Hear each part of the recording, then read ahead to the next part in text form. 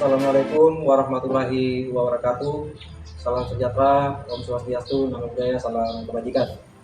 Perkenalkan, nama saya Saiful Arkin, SH, MH.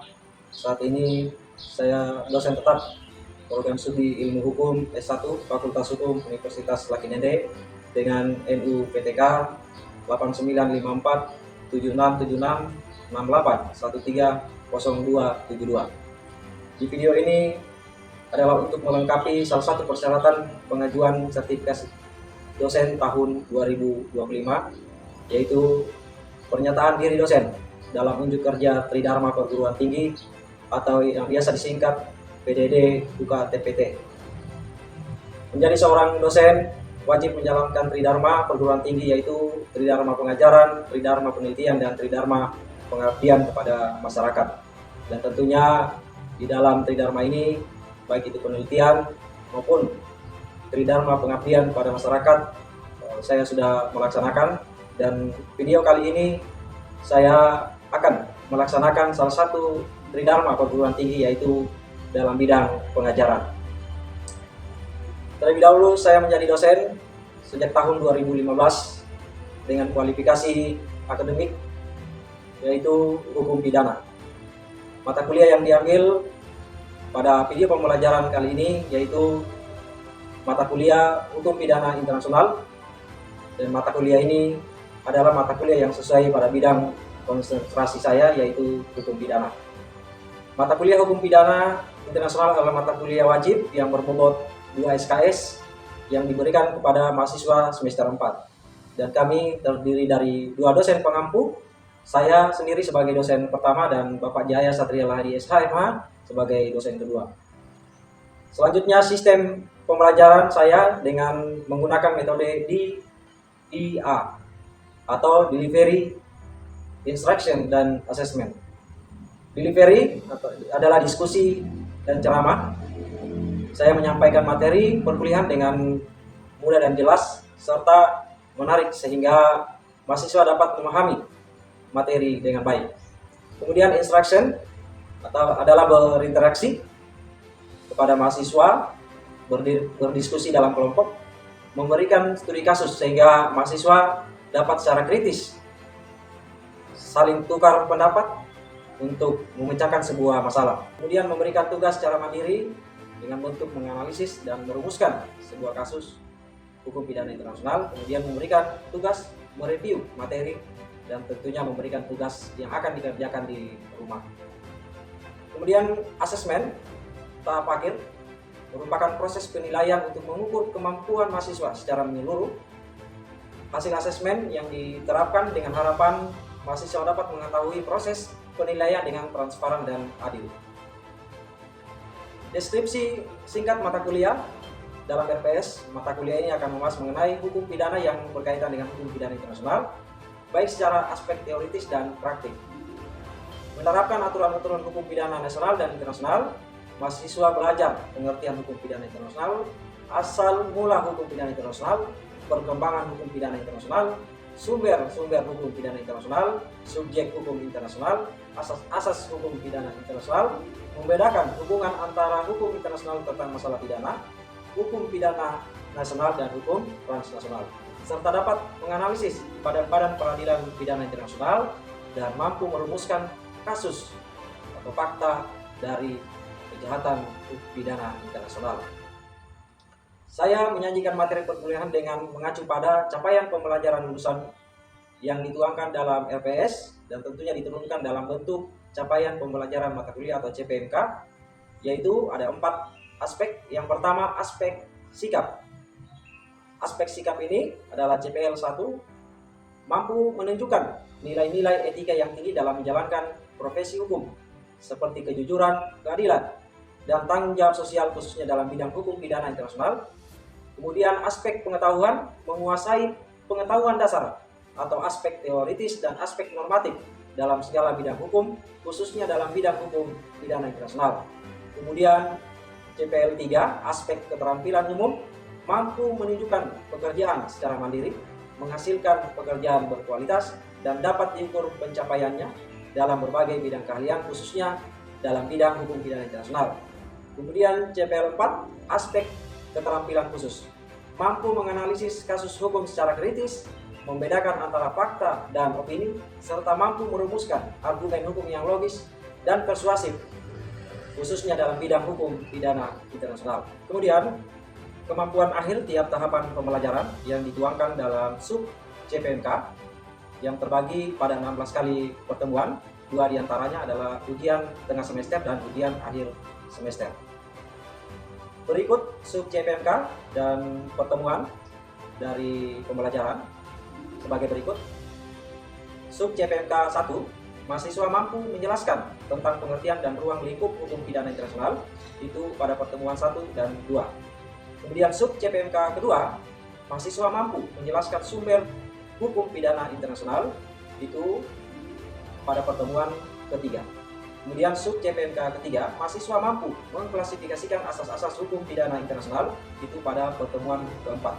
Kemudian sub CPMK keempat, mahasiswa mampu mengidentifikasi subjek-subjek hukum pidana internasional, itu pada pertemuan kelima.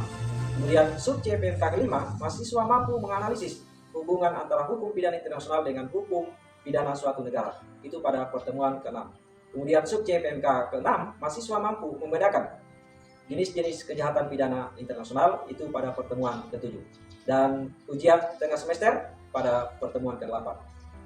Selanjutnya sub CPMK ke-7, mahasiswa mampu memisahkan yurisdiksi kriminal dengan asas-asas hukum pidana suatu negara berdasarkan hukum pidana internasional, itu pada pertemuan ke-9 dan ke-10. Kemudian sub CPMK ke-8, mahasiswa mampu mengimplementasikan kerjasama internasional dan dalam pencarian, penangkapan, penahanan, dan penyerahan pelaku kejahatan internasional, itu pada pertemuan ke-11 dan ke-12. Sub CPMK ke-9, mahasiswa mampu menganalisis badan-badan pidana internasional, itu pada pertemuan ke-13 dan ke-14.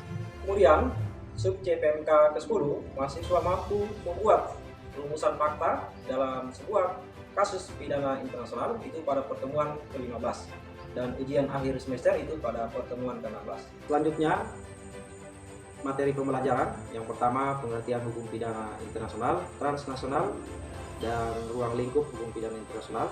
Kemudian yang kedua, norma hukum, etika hukum pidana internasional.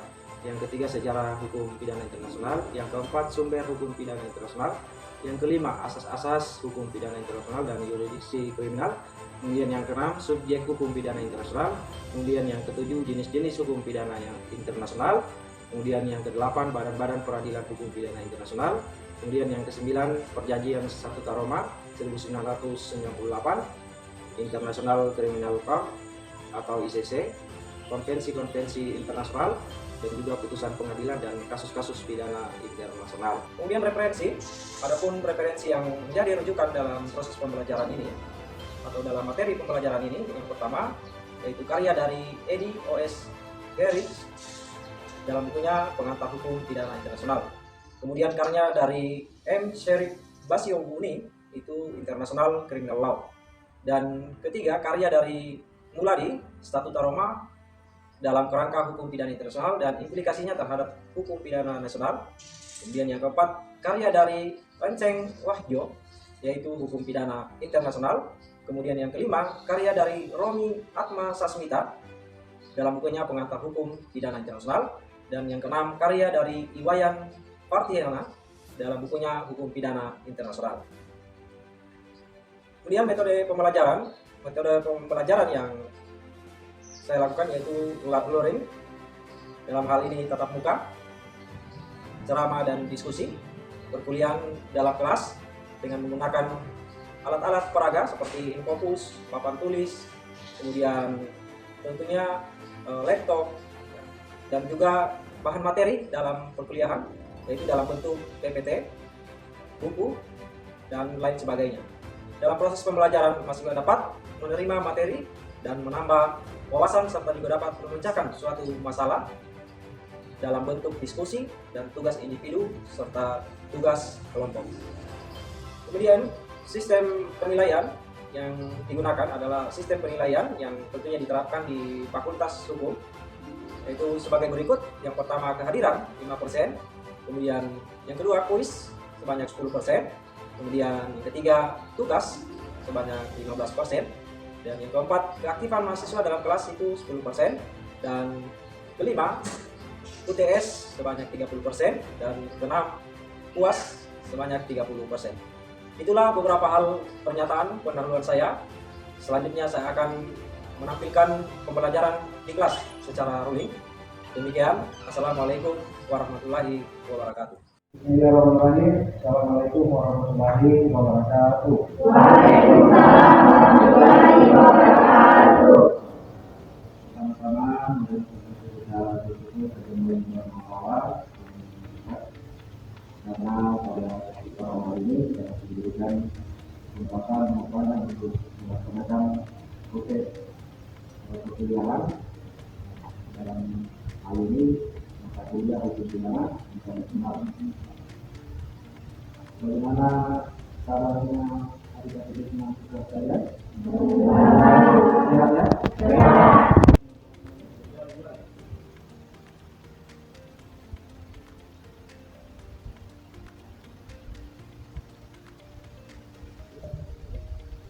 Ali? Fitri Alini? Fitri Lorwanda? Rafia Cahya? Aisyah Ismail Farai? Nita Rahwarai? Baik, selanjutnya kita akan masuk di materi kita pada hari ini, yaitu dalam rangka pertemuan keempat ya. Pertemuan keempat ini kita akan membahas tentang kasus-kasus hukum pidana ya. Jadi waktu pertemuan ketiga kita minggu lalu kita telah membahas mengenai sumber-sumber hukum pidana. Apakah rekan-rekan atau teman-teman mahasiswa sudah paham tentang sumber-sumber hukum pidana internasional? Coba sebutkan saya sumber-sumber hukum pidana internasional. Ada yang bisa? Saya Pak. Yang pertama itu Pak, ada perjanjian internasional. Ya, perjanjian internasional. Ada lagi yang lain? Saya Pak. Yang kedua itu hukum kebiasaan internasional Pak. Siapa lagi yang lain? Saya Pak. Yang ketiga prinsip-prinsip hukum. Prinsip hukum ya. Siapa? Ada lagi yang lain? Saya Pak. Baik. Yang keempat itu ada keputusan pengadilan. Keputusan pengadilan ya, bagus. Siapa lagi? Siapa? Yang kelima itu adalah keputusan organisasi internasional. Ada lagi? Siapa? Ya. Yang keenam ada yang namanya pendapat perang. Bagus. Jadi dari penjelasan yang disebutkan dari adik-adik mahasiswa sekalian tentang sumber-sumber hukum pidana internasional ya itu sekali. Jadi memang di dalam menerapkan hukum pidana internasional itu harus ada sumber-sumbernya. Ya Pak. Sumber-sumbernya itu seperti yang saya sebutkan tadi, ada dari putusan pengadilan, perjanjian internasional, kemudian pendapat hukum para ahli ya, dan organisasi, atau ada lagi konvensi-konvensi internasional. Itulah yang mendasari terbentuknya hukum pidana internasional. Sekarang kita masuk di materi kita, yaitu tentang asas. Ya. Sebelum kita masuk asas hukum pidana internasional, lebih spesifik lagi tentang hukum pidana internasional, apa yang adik-adik mahasiswa ketahui tentang asas? Karena asas ini pasti Anda sudah pernah belajar di pengantar hukum pidana. Pasti Anda sudah tahu apa itu asas sebenarnya. Ada yang bisa jelaskan apa itu asas? Saya Pak. Silakan. Yang Atas pertama nama siapa? Fitri ANS. Ya, ini. Yang pertama itu ada asas sebagai dasar pembentukan peraturan. Ya, bagus. Siapa lagi? Saya Pak. Ya, Ada asas dalam hukum yang menjadi landasan untuk memberikan nilai moral dalam penerapan hukum. ya. Saya Pak. Siapa namanya? Tasya Cahaya Kamila. Ya, Selanjutnya ada asas sebagai pedoman atau prinsip untuk mengambil keputusan Pak. iya, bagus. Jadi yang disebutkan tadi itu adalah sebuah persyaratan, untuk melaksanakan sistem hukum kita di negara Indonesia. Itu asas. Jadi aturan-aturan yang ada di Indonesia itu tidak akan terbentuk tanpa adanya asas. Pembentukan undang-undang asas itu juga merupakan berfungsi sebagai penyelesaian sebuah konflik benturan undang-undang. benturan aturan. Jadi dia semacam mediasi. Kalau ada aturan yang berkonflik, kalau ada aturan yang bermasalah. Paham ya? Masuk di hukum pidana. Kalau tadi yang adik-adik mahasiswa sampaikan itu asas secara umum, kalau kebetulan kedua aturan. Sekarang kita masuk di asas dalam pembentukan hukum pidana secara umum. Jadi itu asas merupakan undang-undang dasar yang dijadikan rujukan dalam berlakunya sebuah aturan. Jadi asas itu melakukan peraturan konkret dan pelaksanaan hukum. Asas juga berfungsi sebagai pemenang apabila terjadi konflik masyarakat atau benturan aturan. Asas juga memecahkan problem atau masalah dalam aturan. Juga ini juga yang akan diselesaikan juga bersama ini.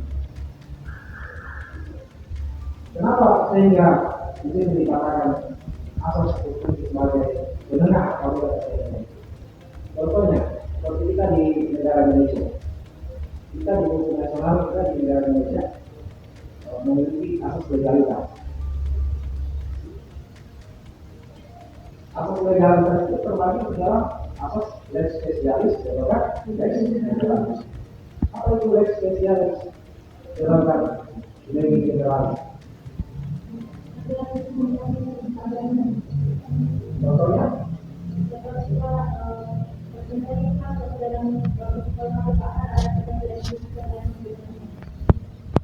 ya, saya sempurnakan.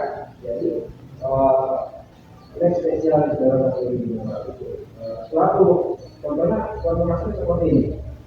Seorang anak melakukan kejahatan pencurian.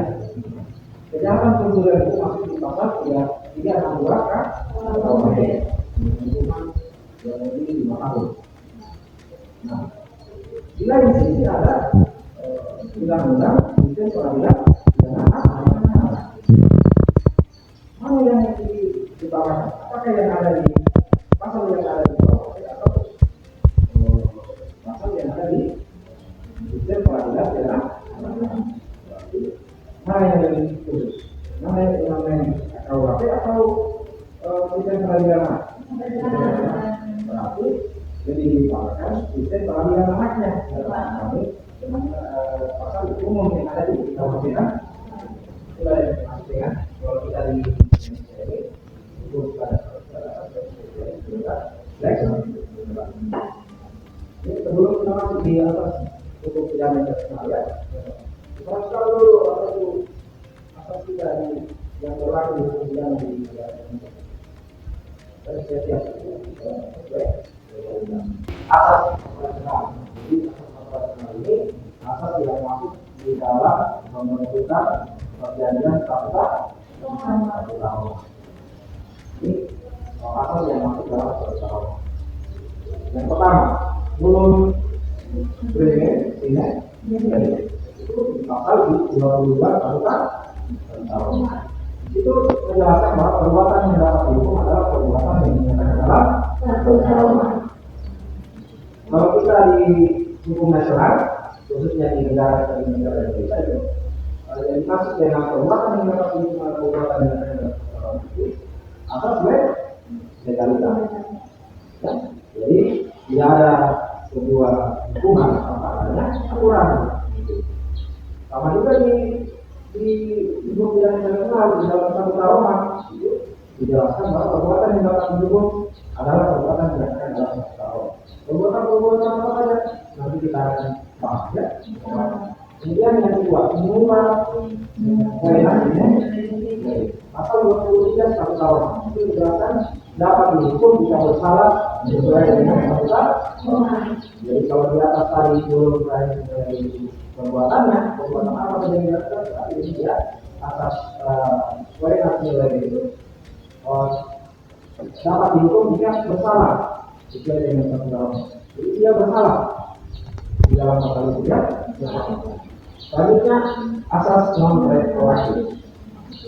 Asas non retroaktif itu di pasal 24 Satu karoma seseorang tidak dapat dipertanggungjawabkan secara pidana atas perbuatan yang dilakukan sebelum fakta itu berlaku.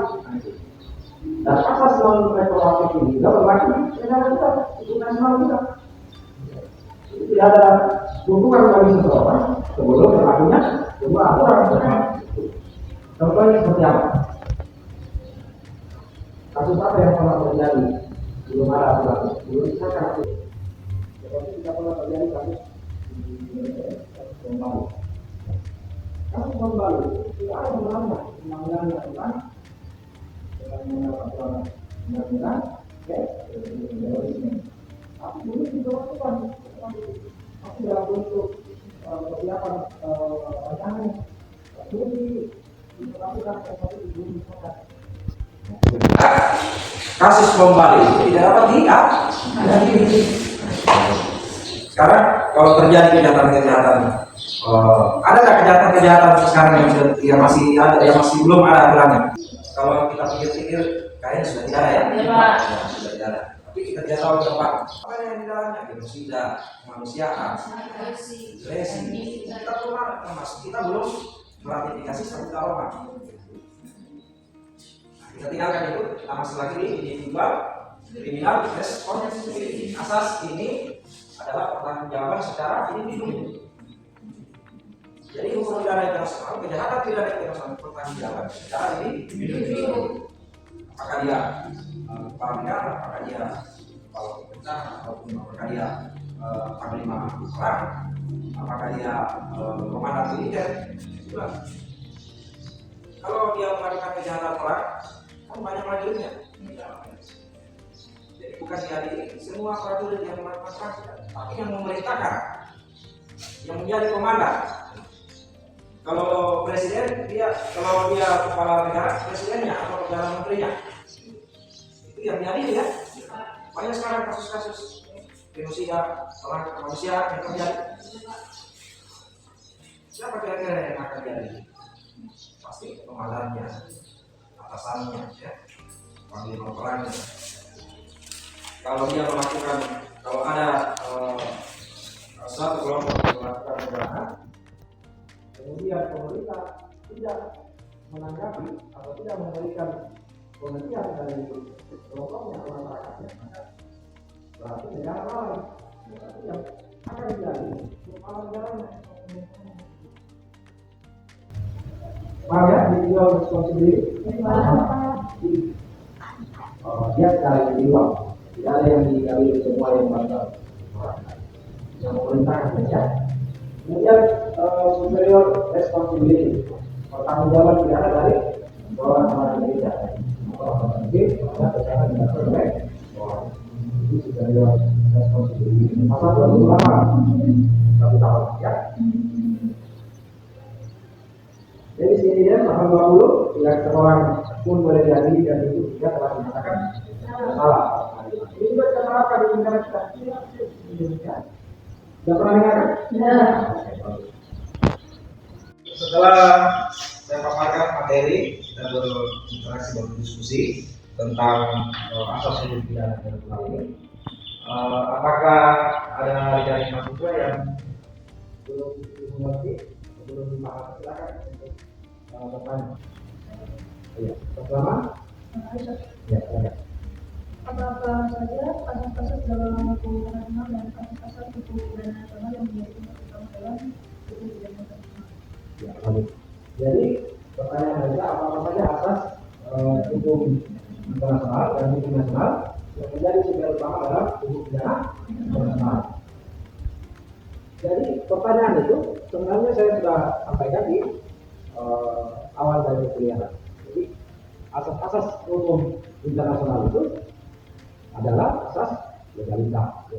Asas legalitas itu persamaannya seperti nulung kain sine itu asas internasional yang berlaku di semua negaranya. Bukan saja kita di negara kita di Indonesia, tapi itu adalah legalitas. Kalau yang lain ada nulung kain sine, ini adalah bahasa Latin yang diciptakan oleh ilmuwan tentang nulung kain sine legalitas. Ini dipakai di hukum internasional negara-negara termasuk kita di negara Indonesia. apalagi ini juga termasuk asas non retroaktif ya, termasuk asas levis in idem, itu masuk di dalam hukum nasional, masuk dalam hukum pidana nasional. Sedangkan apa saja hukum nasionalnya yang masuk dalam hukum pidana nasional terdiri dari asas kenegaraan, kemudian kedaulatan dan kesamaan derajat antar negara, kemudian asas non intervensi, kemudian asas hidup berdampingan secara damai, kemudian asas penghormatan dan perlindungan terhadap hak manusia. itu asas manusia yang pentingnya. Itulah yang masuk di dalam instrumen hukum pidana nasional. Seperti yang pertanyaan tadi sudah ya, bisa. Kita masuk di materi berikutnya. Ya, asas-asas hukum pidana nasional, satu negara dan instrumen hukum pidana nasional tadi. Jadi asas-asas hukum pidana nasional ini itu tadi yang dijelaskan ya di awal. Itu asas hukum pidana nasional yang berlaku di hukum pidana nasional. Sekarang instrumennya, apa saja instrumen untuk internasional tentang hak asasi manusia? Nah, ini instrumen hukum internasional tentang hak asasi manusia ada piagam PBB, ada deklarasi universal hak asasi manusia, ada konvensi internasional tentang hak sipil dan politik, ada konvensi internasional tentang hak ekonomi sosial dan budaya, ada juga instrumen HAM regional. Semua masuk di instrumen hak asasi manusia. Asas-asas hukum pidana nasional dan instrumen hukum internasional tentang hak asasi manusia memiliki kaitan erat. Ini berkaitan erat karena keduanya bertujuan untuk melindungi hak individu dan menegakkan keadilan. Hukum pidana nasional mengatur perbuatan-perbuatan yang dianggap pidana dan sanksi yang dikenakan. Sementara instrumen internasional tentang HAM menetapkan standar minimum perlindungan hak asasi manusia yang dihormati dan dipenuhi oleh negara.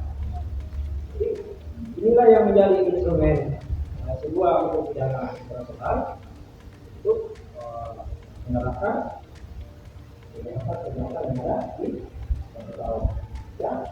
Untuk kesimpulan kita pada kesempatan pertemuan kita kali ini. Jadi dalam suatu peraturan hukum, baik itu hukum nasional maupun hukum internasional, termasuk kita di dalamnya dalam pembuatan keputusan hakim, dan kita tidak boleh bertentangan dengan asas hukum yang dasar ini.